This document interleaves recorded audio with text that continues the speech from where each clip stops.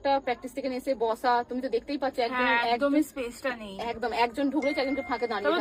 জার্নিংটা খুব বড় জার্নি, বললে আজকে শেষ হবে না।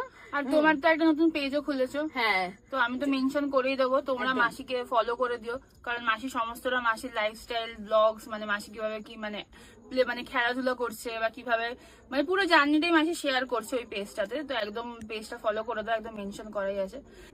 তো গাইজ এটাই ছিল একটা মানে ডার্ক রিয়েলিটি, যে আমরা মানে অনলাইনে যেরকম দেখি যে একটা মানুষ এগোচ্ছে অনেক কিছু, আমরা ভাবি যে অনেক কিছু করে ফেলছে, তো এটাই ডার্ক রিয়েলিটি ছিল। আর মানে হোপ করবো যে মাসির ভিডিওটা সবার কাছে যাক, যাতে মাসির একটা ভালো ঘর হোক বা পার্মানেন্ট একটা জব হোক। আর এরপরেও মাসির অনেকগুলো মানে ইভেন্ট আছে, তাই তো? আর কোথায় যাচ্ছ?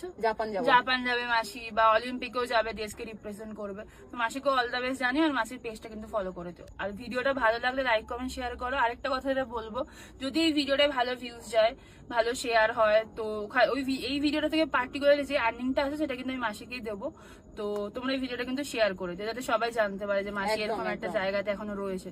মানে যেরকম তোমরা ভাবছো যে বিশাল কোটি কোটি টাকা হয়তো ইনকাম করছে, দুবাই গেছে, এরকম কিন্তু কোনোটাই না। এটাই ছিল পুরোটা একটা ডার্ক রিয়েলিটি। তো টাটা।